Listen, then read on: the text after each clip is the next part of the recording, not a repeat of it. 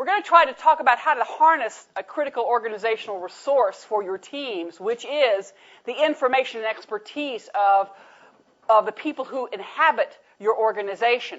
And the question is, how do you get them into your teams with that critical organizational resource, that information that they have, the expertise they have? And then how do you, once it's there, get it to surface? Get it so that other people can take advantage of that. And the way we're going to be able to do that is to really sort of participate in a little exercise, which most of you, I'd say probably about 99% of you, somebody may have done it, but most of you haven't done it, so you may not know the punchline yet. And then what we'll do is I'll then talk about looking at this from the context of how do we think about it in terms of what we learned from the exercise, how do we think about that in terms of identifying the resource, having it in our teams, and surfacing that expertise in our teams.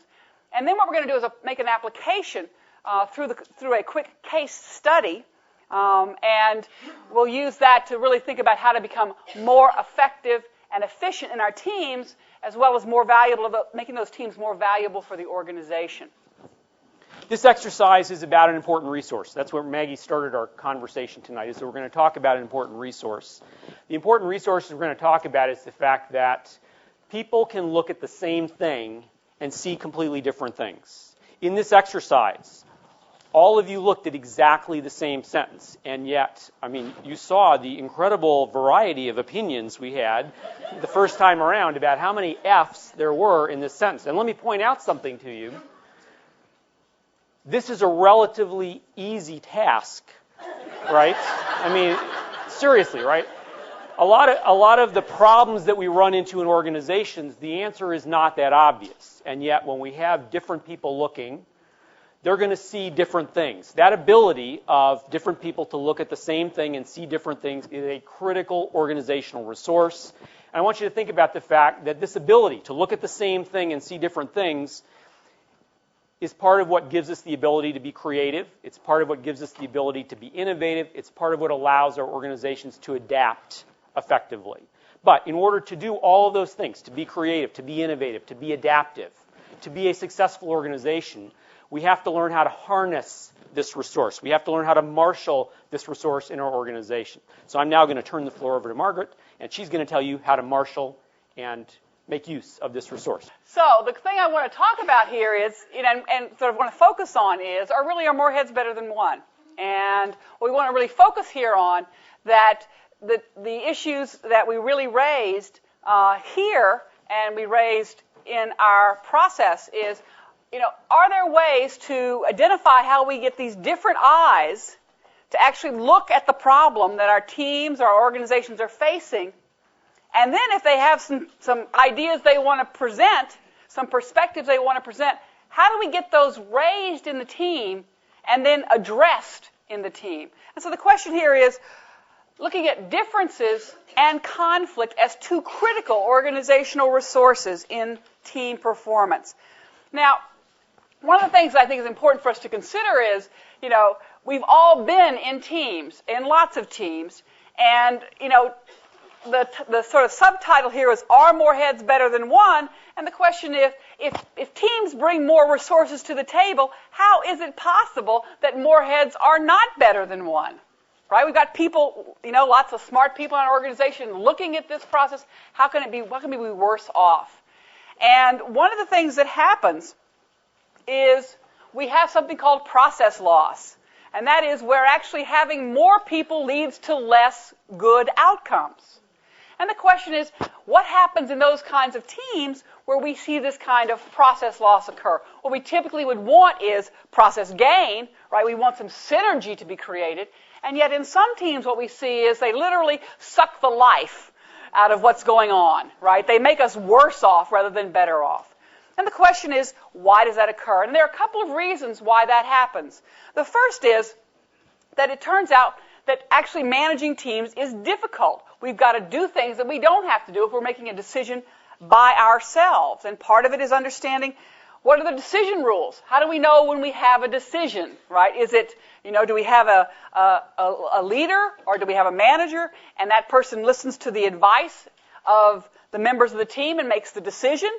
And my behavior might be very different as a team member, if that's the rule that's being used, versus majority rule. Let's just take a vote and see what we do. My behavior would be very different in that sort of situation. Or if it's by consensus, right? All these kinds of decision rules affect the process of how we come to a decision. In addition, we've got to be able to establish common ground and coordinate team members, and that may take a lot of time and effort, especially, for example, if team members are located across geographical and time boundaries, if team members may be located across cultural boundaries, and that cultural boundary, by the way, doesn't have to be country of origin culture. It could be a group of engineers trying to talk to a group of accountants. Okay, there are huge cultural boundaries there that we have to forge. It could be that there's a difference in the amount of knowledge or skill, ability, communication capability of members of the team. We've got to learn how to interpret our team members and what they mean when they say certain things. We've got to respond to an issue of team identity. How is it we know who's part of the team and who's not, and how do we decide if this team that we're part of is worth the effort that we have to contribute in order to get our positions heard and our points of view across? What are some solutions? And basically, one of the things that teams really report as their greatest concern is managing conflict. And it turns out that that's what we spend most of our time talking about in teams, and when you ask people what they're concerned about. But the research is not supportive of that. The research actually suggests that there's some things that we do where what our biggest fear should be is not managing conflict, but managing agreement. And that is, we are too good at managing agreement. That is, we get agreement in our teams before we should. Because we're afraid of the conflict, we suppress conflict and force a false consensus, as it were. Okay? And so then, what we've got to do in order to try to avoid this being too good at managing agreement is we first need to think about how do we put together our teams. That is, are the resources that we will potentially need to solve the problem available within the context of the team? And if they are, that's sort of a necessary condition, then are we able to surface those differences? Are we able to make sure that the resources that are in the team are going to be utilized? Okay, and those are two very different problems and require two very different responses. So, let's first talk about how we form teams. And what typically happens when teams are left to form on their own is we actually use a very simple heuristic. That is, let's form teams of people like me, right? Why do we do that? Why is it that people want to form teams of people who are like them? And I'll even let you guys answer this one because it's a pretty obvious answer. It's more fun that way, right? And if our biggest fear is conflict, right?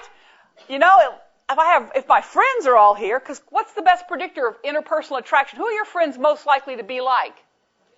You, right? The people we like are people who are like us in terms of our goals and values, experiences. And so, hey, let's bring them all together, and we'll find a way then to get around all this conflict stuff. And we will reach agreement very quickly, right? Well, of course, what does this do? It minimizes the information perspective, the diversity, information diversity of the team. Now, there's some wonderful advantages, and the biggest advantage, of course, is less conflict. But there are also some other secondary advantages. One is that homogeneous teams, that is, teams composed of people just like me, actually are much more efficient in terms of getting the work done. Okay, they get to a solution quicker.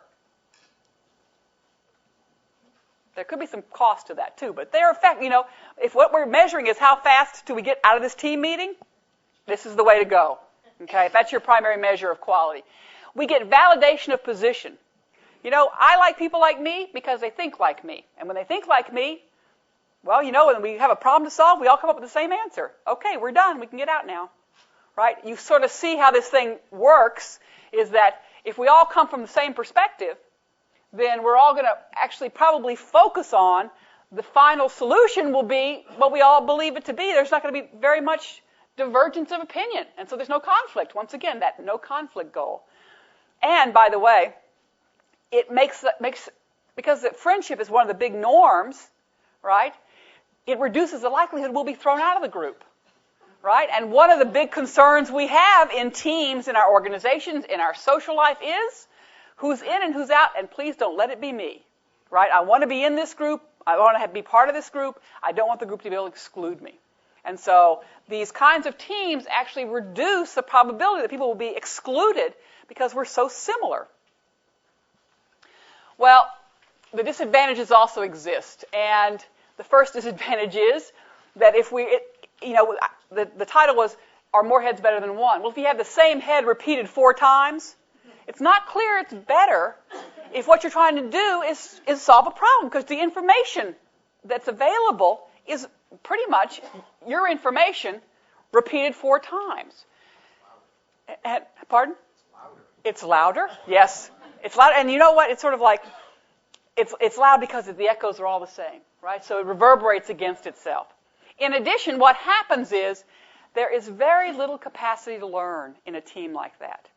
And the reason that this is a big, important problem is because we don't like to learn. It's a hard thing to do. And so if we don't see the pressure, that is, we don't see the discrepancies that exist between what we hope for and what is, then what we're going to do is think everything's fine and go on. I mean, rarely if we all agree on an answer, do we then say, let's come back around and say, well, what are those answers we didn't think about? Right? We say, we're done. We don't want to be in this meeting much longer. We got lots of other stuff to do. We all agree on it. Let's go.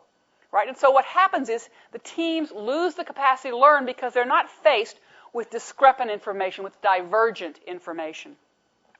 In addition, it also, because it lacks the capacity, that is, we don't have anybody having a divergent view, we also don't have that motivation either, which is, okay, it's going to be hard to do, it's painful, let's go ahead and do it because we need to be able to do that. And you get this wonderful groupthink kind of notion. We all look around, we all agree, and so we are actually more confident about the correctness of our decision, even though what we've done is just repeat ourselves 4 times, right? And so what happens is we become much more confident, much more resistant to discrepant information that may come from outside sources in this kind of scenario. Well, it used to be, not too long ago, there was a whole series of research about how is it that diversity and multiple types of diversity, one of which, and the important type we want to focus on here, is informational diversity. How is it that diversity affects outcomes? For example, creativity that Greg talked about, adaptation, those types of performance things that we care about in our organization. And the research early on basically posited a direct relationship. That is, if you basically have the potential in your teams for informational diversity, what you will find is that the performances, innovation, that sort of thing, creativity will occur. This turns out not to be the case. More recent research has argued that, in fact, it's not a direct relationship, but it's a relationship that has an important component between diversity and outcomes, because there turns out to be no direct relationship between having diversity on a team and getting good performance. What you have to have in the middle is conflict. Now, you knew that, right? Okay. What happens is that having diversity, having these differences of opinion and expertise and perspective creates conflict, and it's the way in which the group is able to handle the conflict that allows the team to perform. And so we see 2 conditions that are now necessary for performance in a team. First, that there be the differences there, and secondly, that those differences be surfaced and addressed in the context of the team. So, what are the solutions? How do we get to that place where we've got both the diversity existing and the conflict? Well, first what we want to do is we want to encourage conflict that arises from that diversity in our teams, right? Because of the membership, the differences in the membership. But we want to focus on, and so we're encouraging conflict, which is sort of a scary kind of thing to think about in the team. If what we're most concerned about is conflict, now I'm saying to you, absolutely encourage that conflict. But I want you to encourage a specific type of conflict. And that's encourage a specific type of conflict from a specific type of diversity.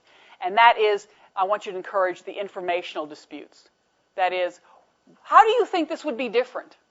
Right? What does your expertise, your perspective say about the solution to this particular problem?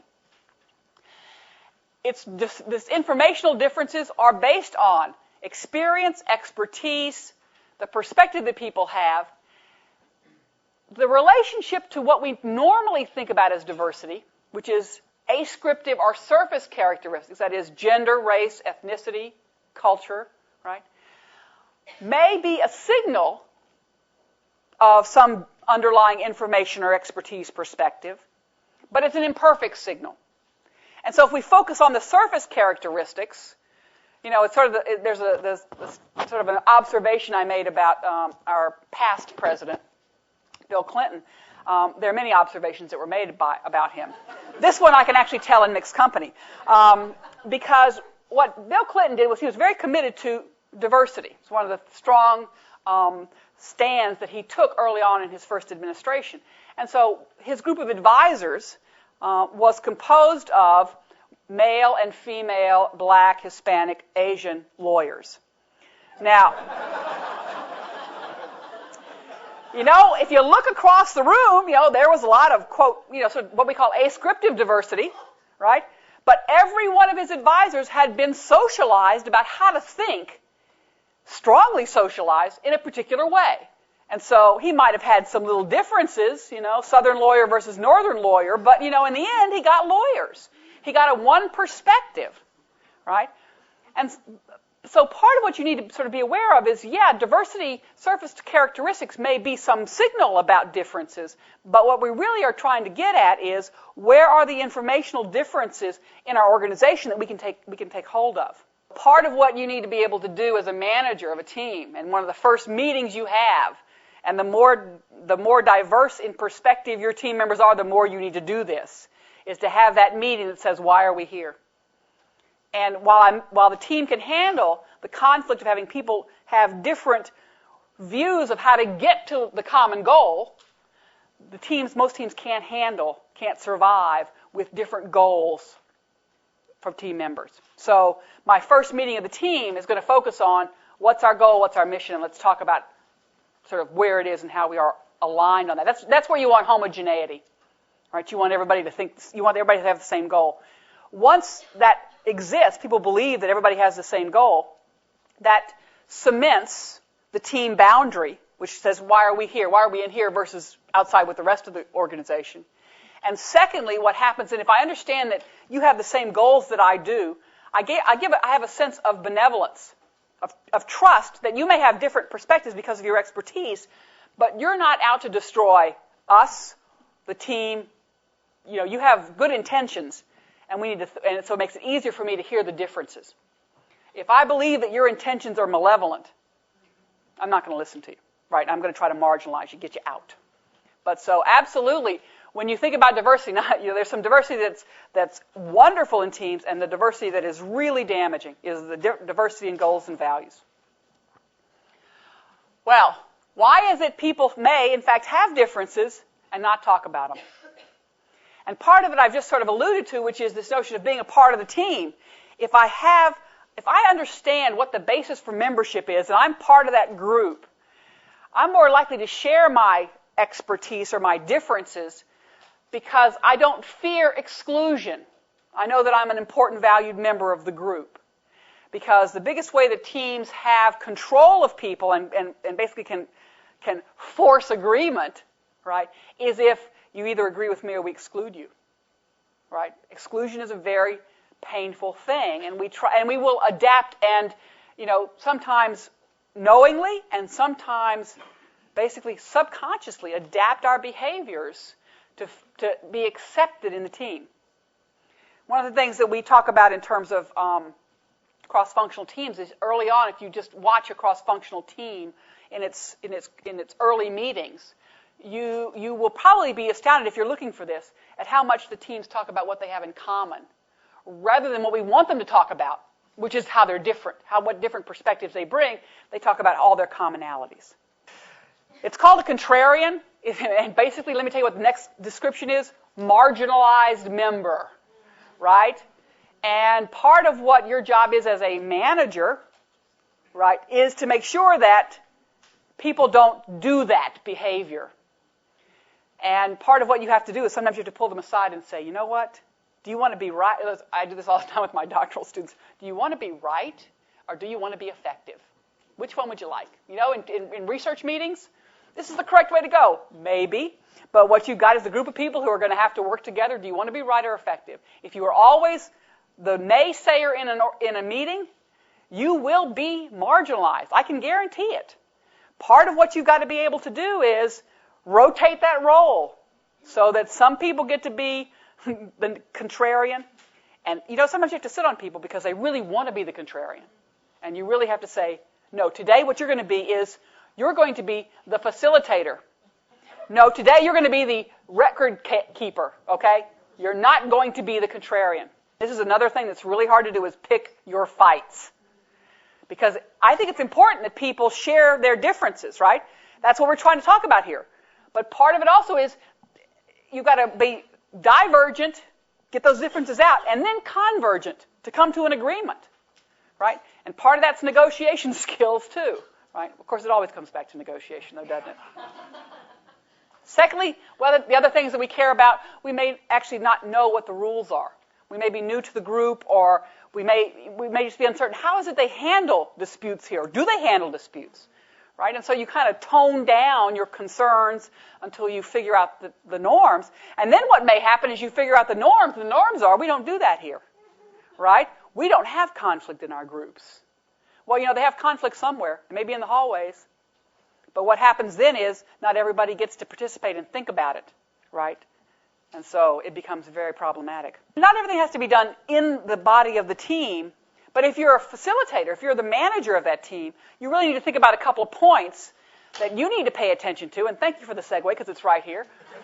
And that is, choose your team members. Not everybody in your organization has to be in the team, right? Think about identifying what are the skills and abilities I need, right? And pick people who meet that. Think hard about whether, well, I'm putting them on the team because, well, politically it's important. Right, or you know, some other reason that is different from getting the team to perform, right? Sort of the cover your back kind of perspective, right? In addition, and this is what I was speaking to earlier, you need to do that search for common ground early on. You need to get everybody to publicly commit to the goals and values of the team. That's very important. It becomes much harder for them, by the way, to act at odds with that once they've made a public commitment. You need to assign roles and responsibilities and switch those roles and responsibilities. Okay, today you get to be the contrarian, but next week I'm going to get to be the contrarian. This may seem simple-minded, but it turns out to be pretty effective. And that is, how do you define the problem? How do you define the task of the team? And defining it as a problem to be solved brings the team together to exert its effort in a common direction. Defining the task as a decision to be made heightens people's attempts to win, right? To win the outcome, you know? The decision says, well, you know, it's going to be mine or yours or their opinions. Who's going to win? But a problem says there's an answer here, and let's find it. By the way, if you have a person who does not contribute, giving them the responsibility and the role may facilitate their willingness to speak. In many respects, for example, identifying somebody's expertise publicly in the group will also do that. Right, because then they feel honor-bound to share that expertise you've just identified, and they gain status from that, right? So part of it is understanding what will get people who are normally reticent, right? And maybe structurally, what is your role? It may be status, trying to raise or elevate the status of someone who is quieter because they feel like they're either they don't know the culture or they're low status. So you can sort of help identify and try to push up the demands for them to be proactive. Encourage active debate, okay? When people start having disagreements about information, you reward that behavior. That's really good. That's what we want, right? I know it's tough when we have all of these divergent opinions, but let's get them out before we can come up to the solution, right? Reward people's attempts to share their differences. And finally, hold a second chance meeting. If this is a critical organizational decision, critical team decision, then what we want to do here is to be able to make sure that the decision we made Once we've made it, we don't get too wedded to having made it. We can now think, well, was this the best one? Let's at least go back and look. Part of it is when you do that common goal perspective, you say, here's what we want, this is how we're going to get there. Then what we say is, what we want here is because we all agree to that common goal, then we have to get the best possible answer. We're looking for the best answer here. What that requires is that we actually are willing to state our opinions and provide justifications for those opinions. And for the rest of us to listen to those opinions, right? And to try to go from, because what we're going to try to do early in the team is surface all the differences. And then the second part of the team is really to bring the differences together to a unique whole, which will help solve the problem, right? So it's divergence and then convergence. And in fact, part of what you're going to find is that people have different skills, right? Some people can generate a lot of divergent opinions, and then you're going to need more of a facilitator to try to say, okay, how can we solve these differences? So what I've got to do is I've got to reward those things that really engage the intellectual conflict and punish or clearly make as unacceptable the emotional or interpersonal conflict. And I've got to be able to distinguish those, right? And so part of it is understanding what kind of and by the way, your team members, and maybe you, probably you too, because you're often just a member of another team, are not going to feel, it's not going to be fun. Task conflict, even though it's absolutely critical for an organization, is not fun. And so what you've got to do is you've got to engage the emotional maturity of your team as well. So you know what? We have to do things that aren't fun. But it's important for the team's performance. And now with that, I'm going to go to you because you've got something to do here, right? And I don't want to take up all your time. Not all of it. There we go. Okay, thank you. So Maggie has laid out for us a little bit about making sure that this resource is available in our groups and teams, and also how to harness this resource in our groups and teams. What we want to do now is give you a chance to try and apply this in a real-world business setting. And so what we have for you is a very short case. This is about a page and a half. It'll just take you a couple minutes to read. What I want to do is I want to divide you into groups, and what I know. I know, and there's a contrarian here, and a contrarian here, and one over here. We're going to let you divide yourselves into groups tonight. I think it'd probably be a little hard for us to do that. What I want you to do is a couple of things. First of all, take a few minutes to read through the case and get a sense of what the case is about. As I said, it's a very short case.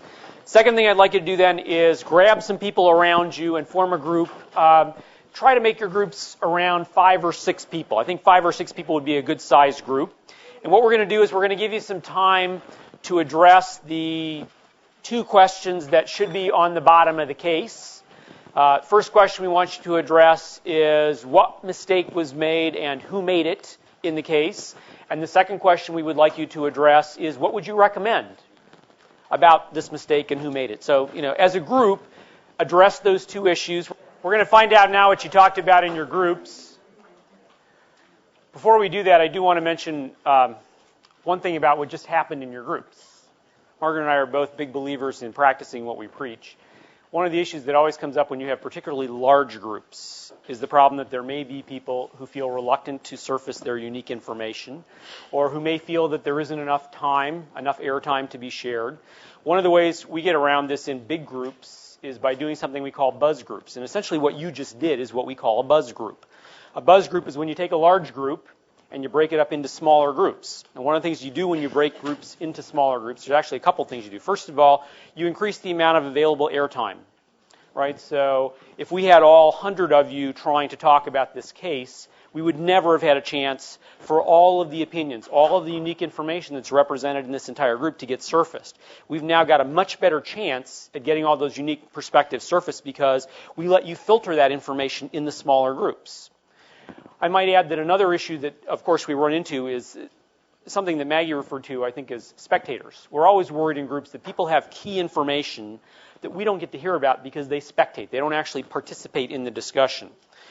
Being a spectator is a direct function of group size. The larger the group is, the easier it is to spectate. And when we break larger groups into smaller groups, we really decrease the probability that people can spectate. And in fact, sometimes in my MBA classes, we get them all the way down to buzz groups of size 2. And let me tell you, in a group of size 2, it's real tough to spectate. It becomes obvious very quickly if you're not participating in the discussion. Right, so we use buzz groups as a way of trying to get people more involved. The other thing that it does, though, is it also allows us to solicit unique information in a way which is much less threatening to the people who have it. Because now, as we go around the room and I ask you, what did your group discuss?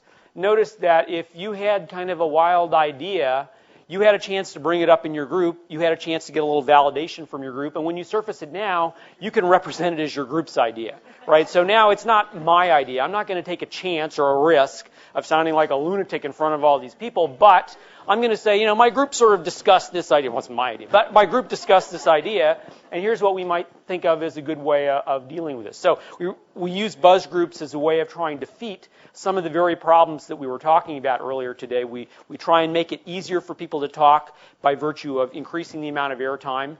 We make it easier for people to talk by virtue of distancing them a little bit from their responsibility for wild ideas that they may come up with.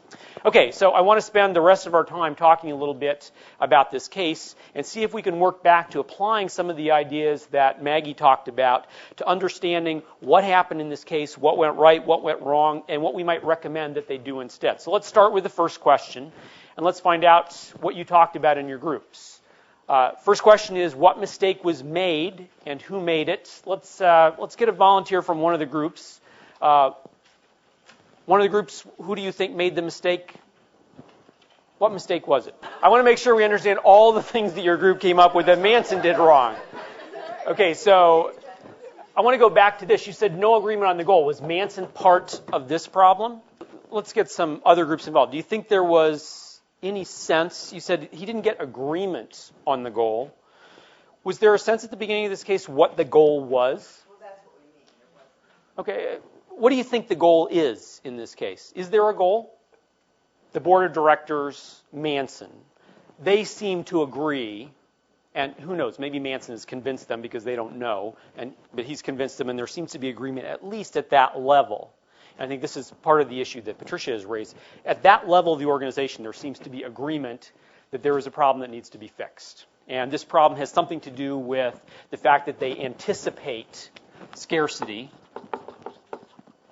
And because they anticipate this scarcity, they want to make sure they have access. And they somehow think that coordinating is going to make sure that they eventually do have this access. They want to make sure that they don't reach a point where they don't have the raw materials they need. So they're going to put in place some process. So they seem to have a sense of what they want to achieve, and it looks something like this. But I think the point that Patricia's group raised was that, and maybe this is your point as well, it's not clear anybody else in the organization knows about this problem. Okay, so this is one of the issues right up front, and that is that Manson did not get any agreement and perhaps didn't share top management's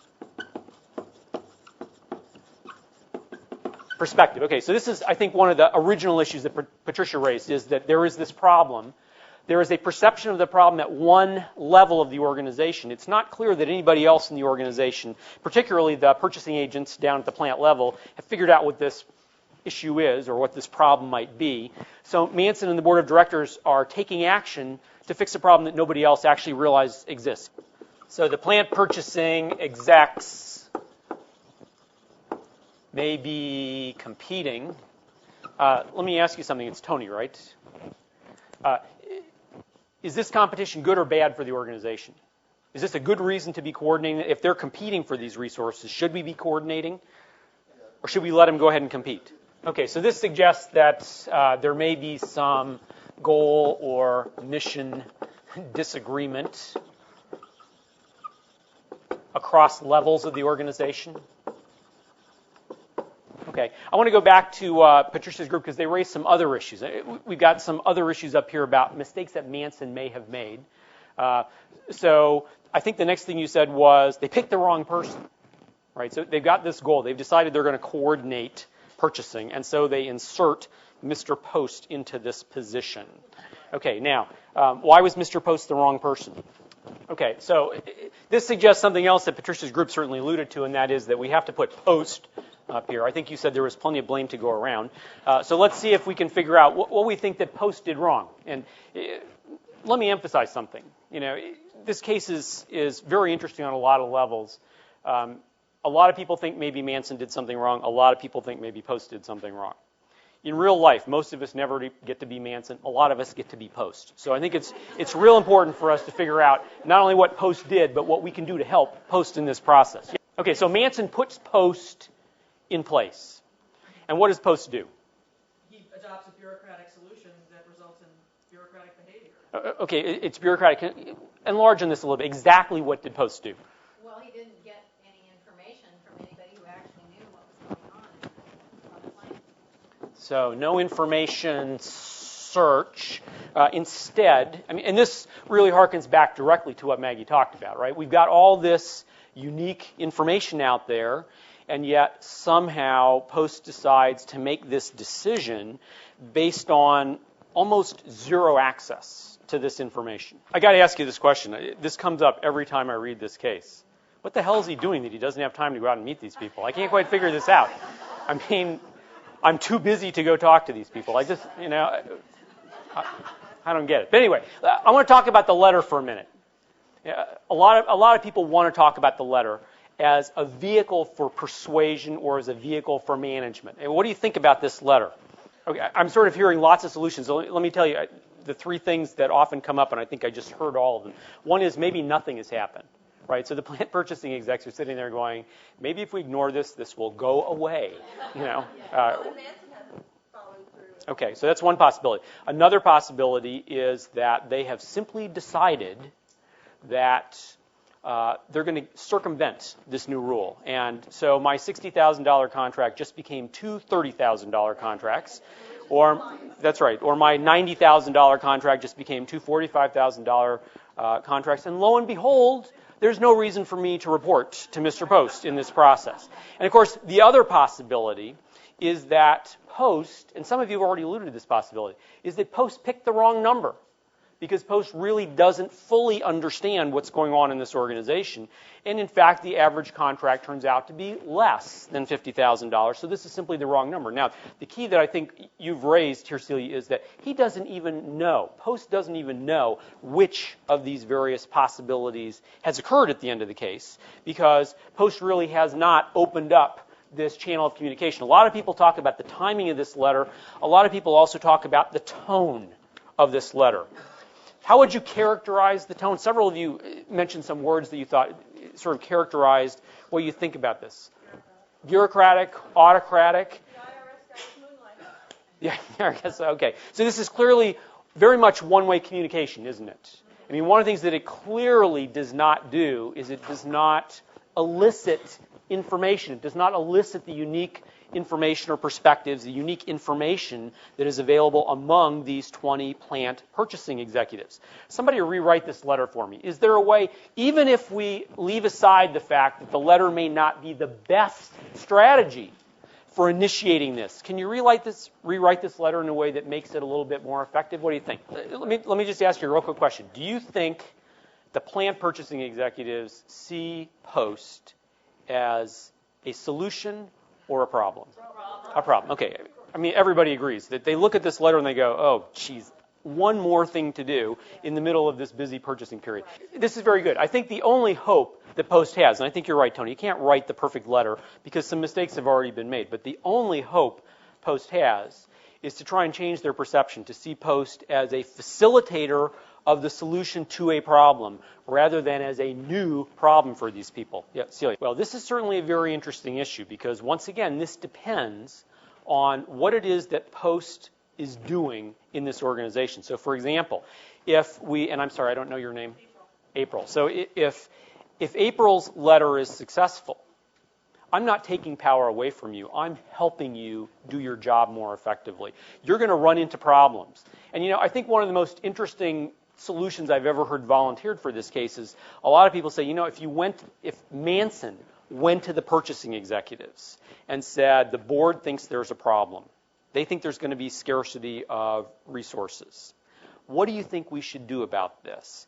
That there is a very large probability that the solution they would have come up with is to hire a post, to hire somebody to help coordinate this so that we can see a little bit more about what's going on. Now, the difference, of course, is that now it's their solution. And I think this is an important difference, is that it's entirely possible that Manson and the board are right.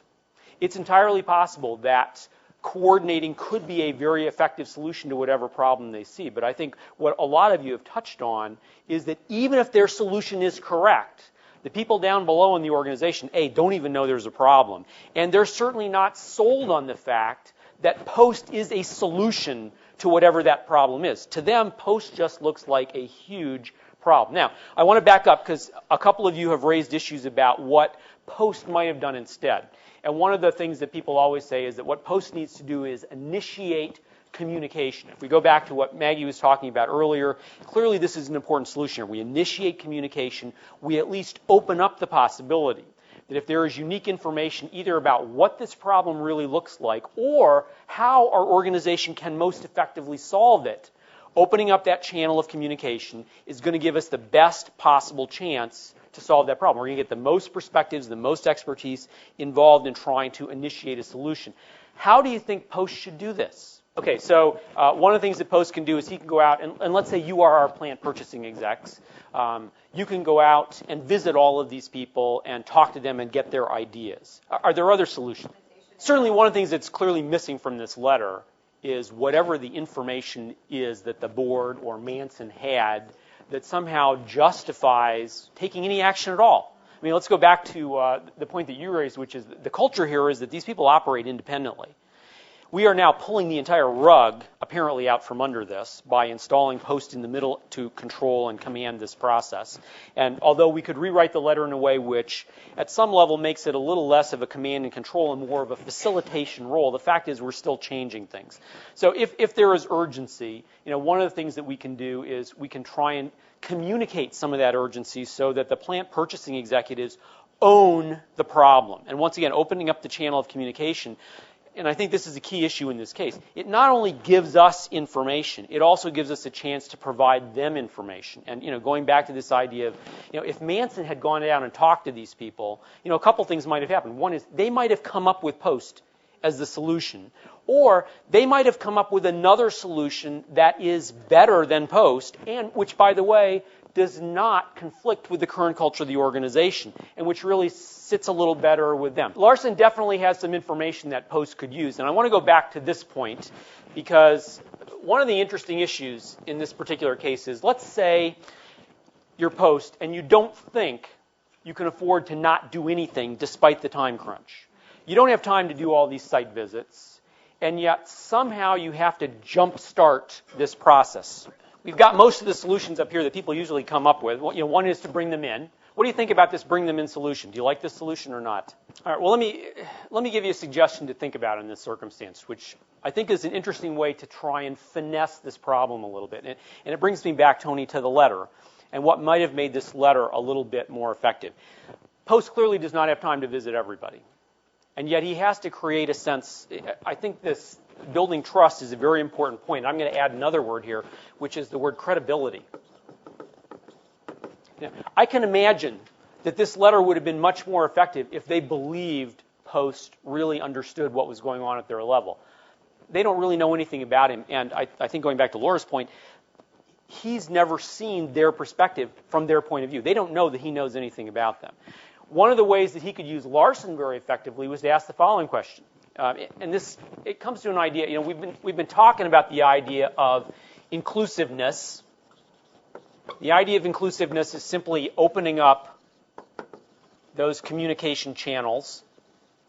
And I think we all agree that the letter was not a very effective way of opening up, because really it's just here's your order. It's not more along the lines of April's letter. Gee, I'm new at this, and any information you can give me would be helpful. And maybe if you sent me, any contracts over $50,000. Obviously, he didn't do any of those things. He may not have time to do the obvious solution, which is to go out and visit all the plants. So there may be an in-between solution, which is to visit some of the plants. And here's where Larson could be an extremely useful person, because one of the things that he could ask Larson is he could say, who are the opinion leaders among these, who are the ringleaders among the plant execs? if there are only a couple people, like let's say I'm going to go visit Alan, and I'm going to go visit Michael, because I know that if I get them on my side, everybody else will listen. And now, let's imagine we can rewrite this letter again, Tony. So now I write this letter, and the letter now says something like, the board thinks there's this problem. Who knows if it's true or not? What I want to do is, I want to see if we can try something this time around. I went and I talked to Alan. I went and I talked to Michael. I got some ideas from them, and what we think we're going to do is we're going to put in place this mechanism where if you have a contract that's over $50,000, you let the head office know. And that way we'll get a sense, we'll try to get our hands around this particular problem. I have to tell you a story that I think relates to this very well. One of my students back at the University of Illinois in the executive MBA program was hired as a middle manager in the electric company, in the utility company. And when they made this appointment, he came to the company and he said, before I become part of the management staff headquarters, there's something I'd like to do. I would like to go out and work with one of the crews that digs ditches and lays cable. And he literally went out for 2 weeks and he dug ditches and he laid cable. Now notice, if he sends this letter that Post sent, this letter probably gets a very different reception because it's not coming from this detached, impersonalized headquarters. This is somebody we trust because he was down here digging ditches and laying cable with us. Post, I think, could buy himself a whole lot of credibility, even if he just visited one or two of these people. And, I think for two reasons. One is, first of all, Alan and Michael are probably going to be calling all of you, say, Post came down and visited me. This guy's not such a bad guy after all. He's not a complete lunatic. Let's cut him a little slack and see where this goes. But even if they don't help me in terms of my credibility, the fact that I can even refer to the fact that I went down, I saw a little bit about what this problem looks like from their point of view, is clearly going to be helpful in getting people to accept my position in this. And I think as a consequence of that, that letter might be more effective for that reason as well. And once again, very much like me going out and just visiting a couple, I think you've refined this a little bit by saying, let's pick two that we think may be really susceptible, and maybe the board's information can help us identify those who are the most vulnerable to this problem. All of these are about the notion of representative inclusiveness. So inclusiveness does not have to mean that I talk to every one of you in this room.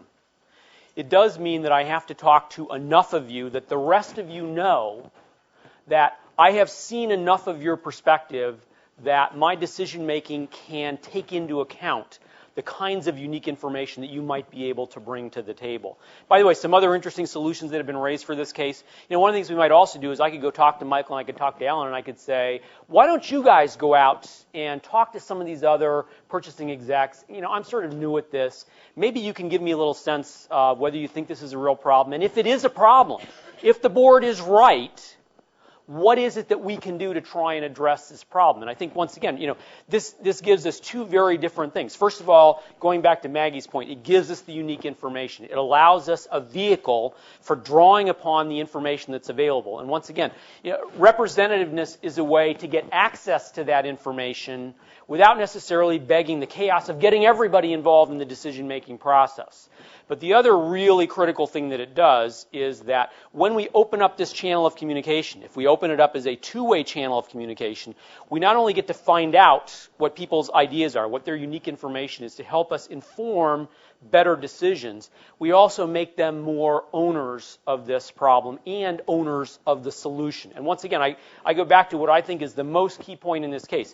If Manson had understood what all of you now understand, he would have talked to the purchasing execs. They may have decided that they wanted a Post.